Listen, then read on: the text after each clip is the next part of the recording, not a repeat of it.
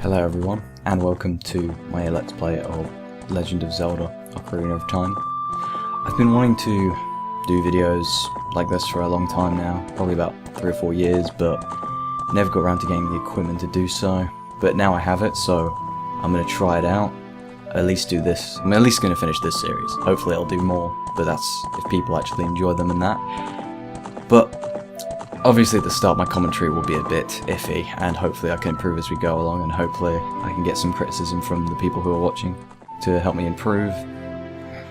And I've picked this game as my first because not only is it one of my favourite games I've ever played, but it's also a game I know just pretty well in general, and hopefully I'll be able to maybe show you some new things that you didn't know about the game. But with all that said and done, let's get straight into the first episode.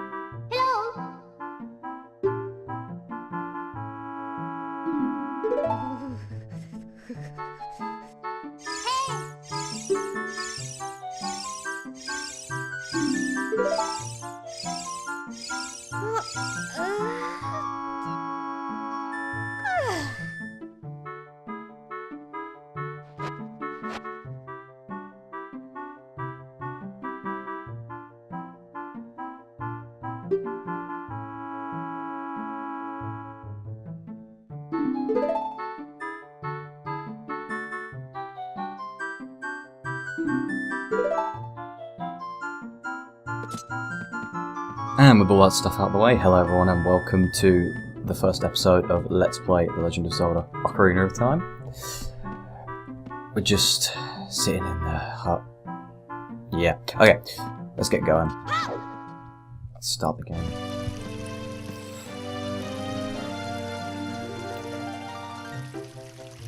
Here we are in Kafkiri Forest. Beginning. Hello. Okay, gotta climb that ladder. And talk to Saria here. Link's best friend, I guess. Thank you very much. Now you're a true Kukiri. Is that right, the Great Deku Tree has summoned you? It's quite an honour to talk to the Great Deku Tree. I'll wait for you here, get going, go see the Great Deku Tree. Right. So we gotta get going to go see the Great Deku Tree, which is, as you can see over there in the distance. So might as well get moving.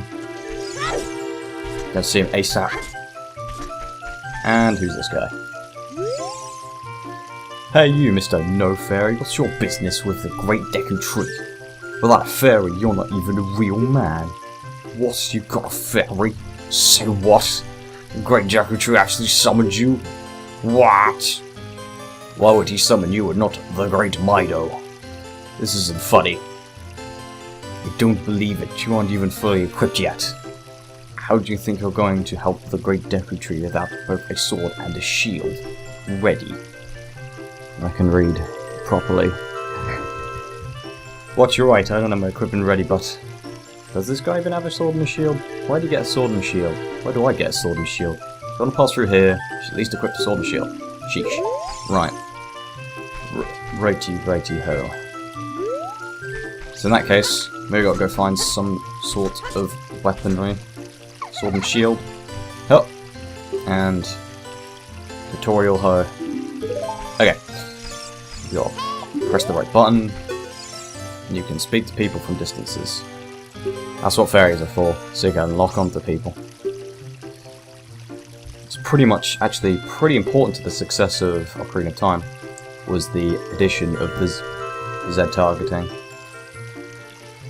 Because you can imagine it'd be quite unmanageable to do combat in 3D without the targeting. Goodness. And yeah, you can use it to reset your camera and also to lock onto people. I'm going to ignore Navi for now because she only just says stuff like, go see the Great Deku Tree, and I'm like, yeah, I know. Welcome. This is the shop.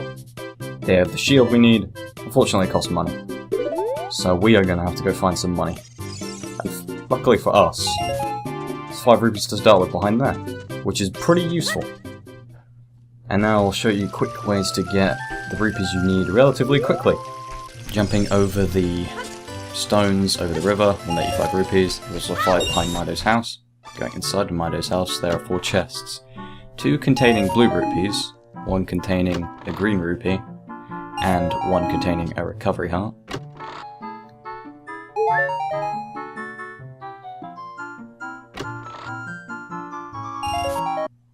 Also, if you make your way over to the training ground and do backflips in the main area, you'll also get rupees.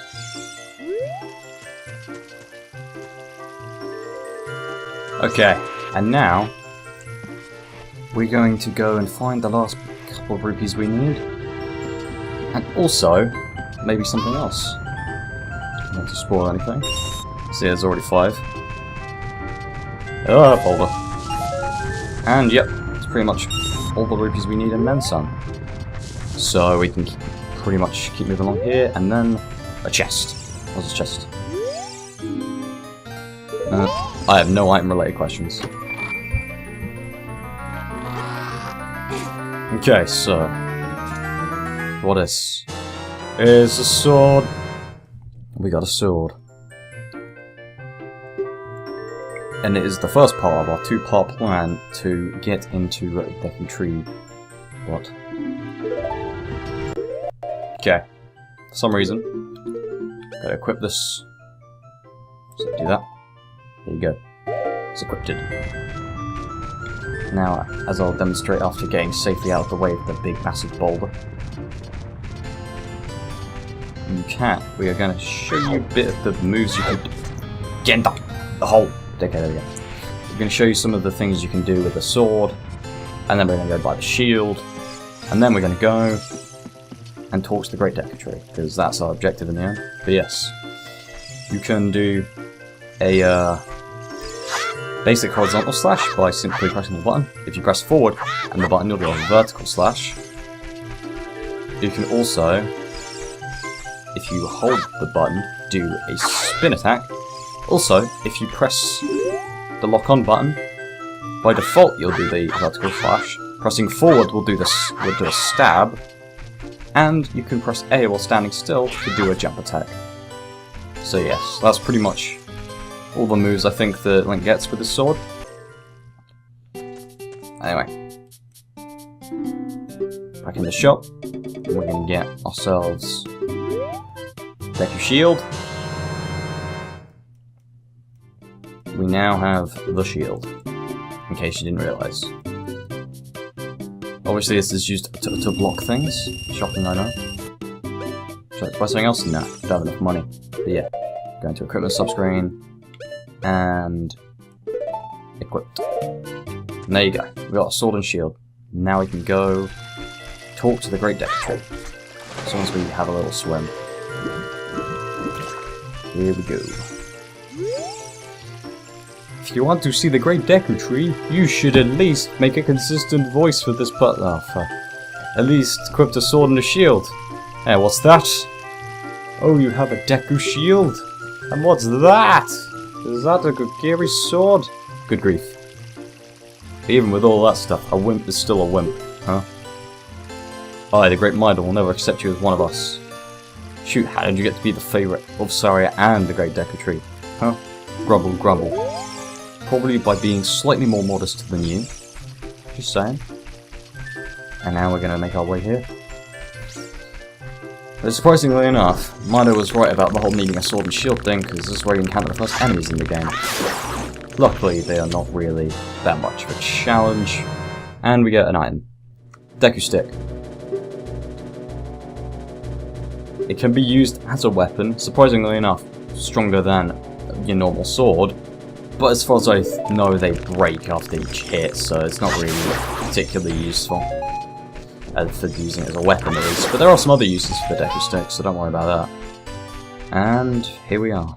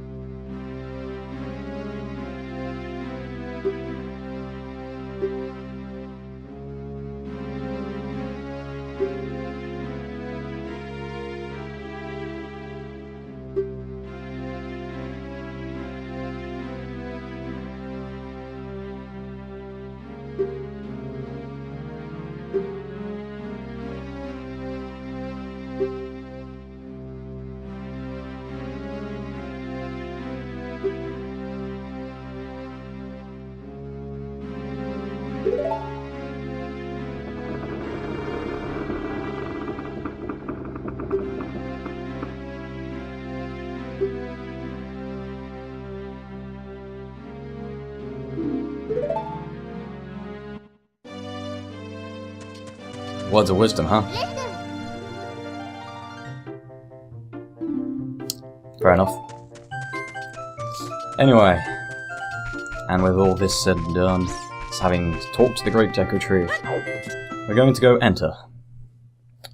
First dungeon of the game.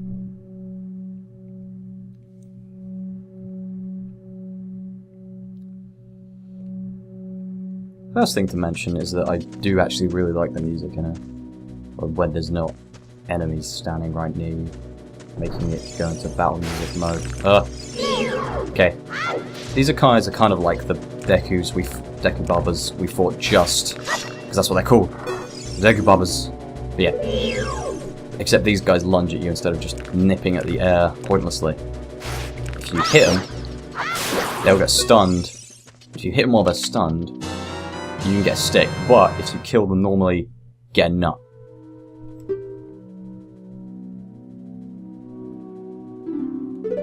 These Deku Nuts allow you to stun enemies, which Pretty useful. Not very often used item though. Lots of people skip over them. Well, not like they just kind of don't use them. Oh, I just keep rolling into it. But yeah, as you can see, you can stun him by hitting him in the head and then get a stick, which is useful. Oh, completely missed that somehow. There you go. You get sticks. What is it?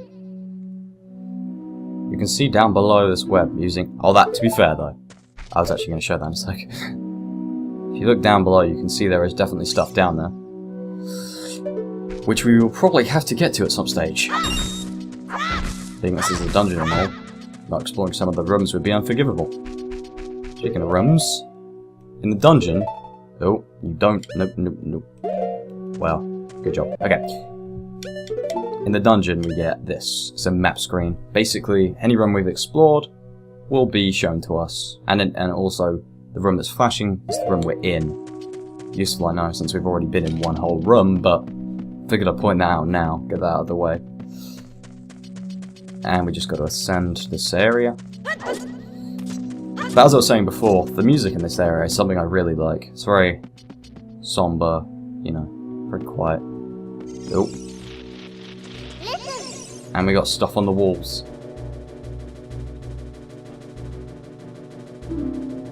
Technically, yes, we can climb up this wall now, although I wouldn't advise it just yet. There are reasons not to do it. Those things can actually be pretty fast and knock you down all the way down to the bottom. And we got the map. Now, as I explained earlier, you get a map in the dungeons to tell you where you've been and all that. But now, with the map in hand, we can now see all the rooms in the dungeon without having to go to them. As I will quickly show. As you can see, it shows us all the rooms in the dungeon, which is pretty useful, for obvious reasons. And now, we're going to skip over that wall for now, because there is something in here that will actually make that a whole lot easier. And yes, we can open doors with A, just like everything is done with A. She's explaining. To be fair, this is the first dungeon. Giving tutorials to new players and all that, there's nothing wrong with that. Although by now, players would have had to know to use A for a lot of stuff to get this far, but psh, who cares? Oh, and we beat that guy faster than I could even mention. Yep. Forgive me, Master, and I'll give you a clue. When you jump off a high cliff, you will hold... If you hold forward, you will roll on the ground, and when you land, you won't get hurt. Nice. Can't guarantee it will work, because the cliff is really, really high, though. Hehe. Laughing at us. Falling off cliffs. Why are we letting this guy live? Too fair, though. Random murder's not my thing. Probably not Link's thing, either. Either way, let's go in here. And let's jump. Oh. As you can see, platform came down below us. But whatever will we do? Maybe this thing will help us. Spoiler, it will. It's a slingshot. And this is the first dungeon item, in inverted commas, in the game. Each item holds a unique... Each dungeon holds a unique item, which will help you get through the dungeon in general, help you with some other stuff. Basically, it's just a useful item. I mean... Sorry, I keep doing that, because I'm just freaking clever. Okay, I'm going the roundabout way to get to this, but yeah, we're going to equip our slingshot. The fairy slingshot, to be precise. Don't know why it has to have a prefix, but it's the fairy slingshot. And we're also going to get this chest. And there's a lovely heart, which we don't need because we haven't got hurt yet. If you haven't guessed, yeah, hearts recover your health, but as far as I'm aware, we haven't got hurt yet, so don't need them. But yeah, shooting that, lowers the ladder, let's just get back out. So I'll meet you back where we were, at the wall with the spiders on it. And we're back. Now with the slingshot, we can shoot these guys down, making this whole area a lot less of a pain. Also, deck of seeds, ammo for your slingshot. Pretty simple. But yeah, there's one more if we do that. You can see the last one up there. I'm gonna manual aim. Oh, I'm gonna cancel the aim because I'm apparently super clever. There you go. Didn't mean to do that. Okay. And now we can climb up here without death, which is always a good thing.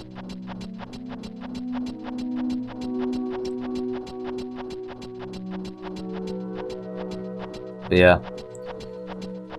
This game, very much close to my heart, I've got to say. Which hopefully I'll be able to get into why as we go along, but then I'll simply say that for a long time this is actually my favourite game. Just in general. Watch out. Okay. But yeah. There's a couple of games of recent years have usurped that, but this is still pretty high up there. I mean, it's not exactly an original pick for best game, but hey. It's pretty good. Hopefully I can show you why in this LP. Yeah. Step on the switch, the platform's raised. Why did I like that? You don't need to like that. Oh. Kind of just lost my train of thought, decided to light the torch for no reason. But yeah, you don't need to do that yet.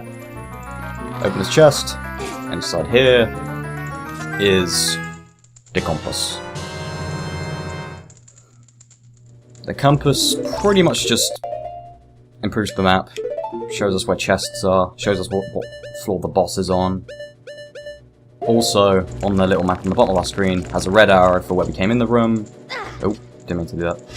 And the yellow arrow is where we are. Pretty simple. And as you can see, the compass shows us that there is another chest in this room, as determined by the little orange box. There's also a big skull tower. I missed out on my opportunity to kill it there, but hey. There we go. Nope. For some reason, I keep messing up the controls, despite the fact I set these myself. And, yeah, I messed that up again. It's taking way too long. There we go. I did it. Yeah, I did it. Took me long enough. Also got it. Nope. Just mentioned in this room, I'm going to show how this game's good and I keep messing up. To be fair, that's my fault, not the game's, isn't it? Yeah. If you get this torch, because I kind of was going to do that and then kind of lost my train of thought, opens this door. Also, if you slash your sword, saves the thing, because otherwise, if you hold it too long, it'll burn out, and you'll lose the stick. And keeping plenty of these handy is always useful. Yeah, we're going to get over and get this extra chest.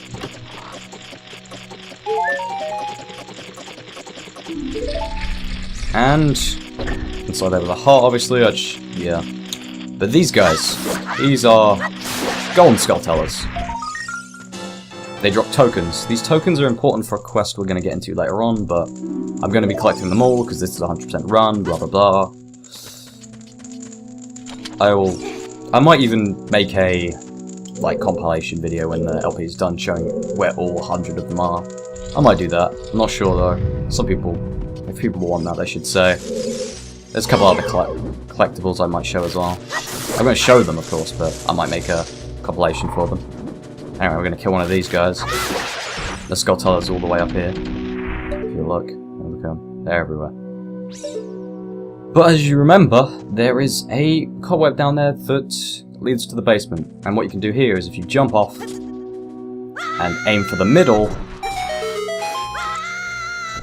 you fall. Also, managed to save myself from the full damage by doing that rolling thing and then proceeded to walk into an enemy for a bunch of seconds. But yeah, you can actually mess that up, believe it or not, if you don't hit nearer the middle. And yeah, obviously I know that by personal experience. Having to climb all the way back up there isn't fun. But yeah, light this up, you get the fire. The fire is good. Because this also teaches us that we can burn cobwebs. Definitely important for this dungeon, because we'll be doing that a bit more. But yes. As you can see, there are 2 golden skull tellers in this room. They're practically just throwing them at us now. We're going to get both of these. Nope. You can't shoot them while they're red. Invincibility frames and all that. Yeah, if you can get this if you do a rolling jump. And also, and this one you can obviously get by just climbing up the vines. And there we go. That's 2 and 3. It's going to be a pain to edit those boxes in. I might just put both of them in at once. God, give people time to read them. Anyway, as you can see, there is a bit of web covering that door, and as we have learned from this magical torch that lit itself, fire burns things. Oh, and thing burn out in the cutscene. Yeah, well, can't help that. Nope, got another one of these guys. And once again, beaten in a split second. Yeah, after they, just so, in case I never get to show this, when you hit them with their nut, they'll start running around, and then if you corner them, they'll start talking, but I keep getting too close to them, and they keep on just immediately telling me. But yeah, I shouldn't have skipped over, but yeah, he said, that he's going to give us an important tip. How we'll never beat his brothers up ahead unless we punish them in the correct order. The order is 2, 3, 1. 23 is number 1. Do you think I'm a traitor? Technically, yes. Because you are being a traitor. Yeah. Just gonna get some collectibles. Keep pressing the wrong buttons. And here, you just gotta shoot the eye. All those eyes, you just shoot them with a projectile and bam. Does stuff. Oh. After you get in the water, hold down A and you can dive.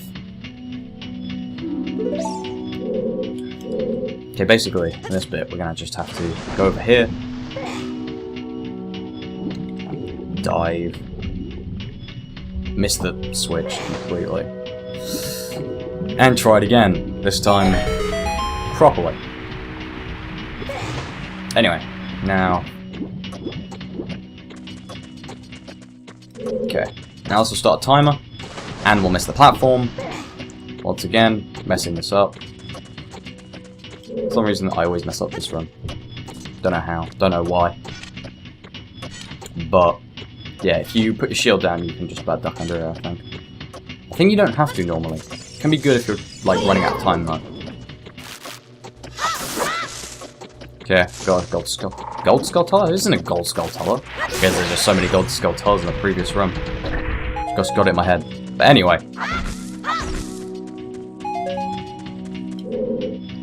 Solves that puzzle, and then we're gonna learn how to push blocks. Spoiler, you press A, and then you do stuff. Just like most other things. It's like diving, A. Door opening, A. Block pushing, A. They could have just had a tutorial that's like, hey, press A to do everything, except sword, that's B. Bam. You did it. But to be fair, I guess that's one of the reasons some people don't like this game that much. Or at least one of the complaints about it is that at times it can explain some kind of obvious things. Like that. This is not to worry, it's not the worst flaw a game can have. Yeah. I'm just gonna rush these guys down. It's just kind of pointless because, as far as I know, they just come back anyway. What we got? Sticks. And now we light these 2 torches. Unlocks the door. Good, good. I don't think the guy in the angry Deku Bubbas that headbutt you respawn, but these guys definitely do. Just all the time. Luckily, they're not much of a threat. I'm just gonna see if there's any hearts in here. Nope.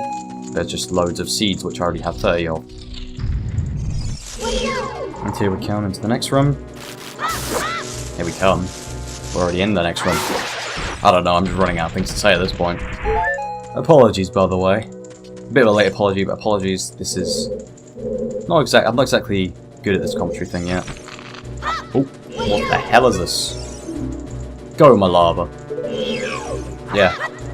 Basically, yeah, as it said, when the eyes turn red, it means it's about to attack you. As you can see, they drop off the ceiling. You can see their shadows before they drop. So you can preemptively start attacking them. I think if they land on you, they do damage though, so be careful of that. Let's sometimes drop stuff. Can't remember how. I think there's like 3 or 4 on the ceiling. But yeah. Yeah, there's just forget items. You don't need to kill them or anything. There's nothing that happens if you kill all of them. But yeah, there's As you can see, there is a thing we could burn here, but there is no point because there is a wall behind it that we can only break later on. Literally, it's like 2 dungeons later we get the items we need to do the stuff in there, so yay for backtracking. Not to spoil it, but it's a kind of a collectible in there. Actually, why not? It's a gold skull teller in there, I'm just gonna say it. It's a gold skull teller, because, oh. I keep doing that. It's gold skull teller, because basically, once you've got all the gold skull tellers in a dungeon, a skull teller symbol will appear on the dungeon map area, on the pause screen, so you can know you've got all of them in a certain dungeon, which is pretty useful, because it is very annoying to go back into a dungeon after you've beat it and do stuff again in it. Luckily, they make it required for the first dungeon. I don't think they do that again ever, so don't worry about that. There's not too much backtracking involved. But it is pretty annoying if you want to get 100%. Anyway, this will make a shortcut back to this early part of the dungeon, which is not particularly useful, other than the ability to get to access to the fire, which we actually need. So that's why I didn't say it was useful. This is useful. Okay, now... Hiya! And we're gonna do this for coolness. Oh my god! Oh, that was weird. Anyway. Once again, I'm gonna say anyway.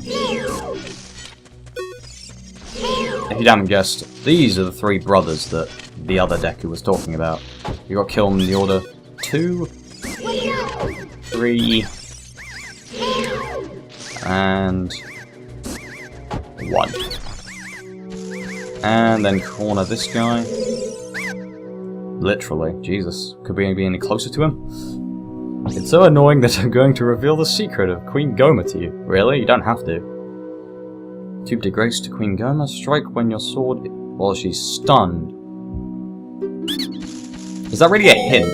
I mean, I would have thought, if anything, that's quite obvious. Speaking of Queen Goma. Go in here.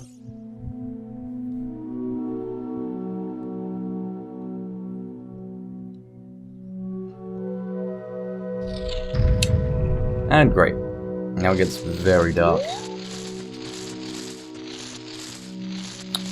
What's that?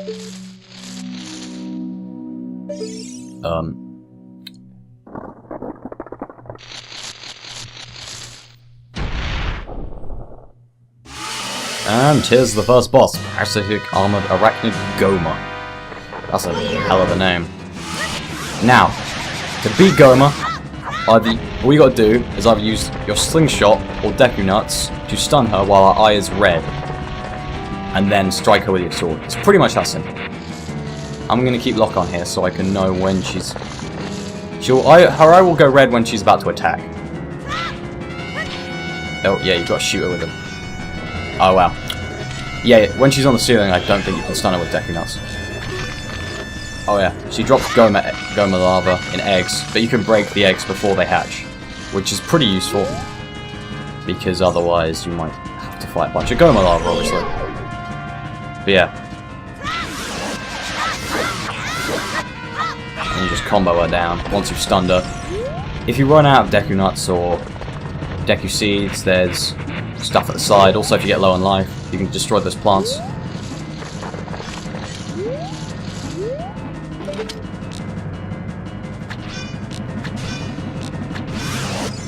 As you can see, you can stun her while she's about to lay her eggs.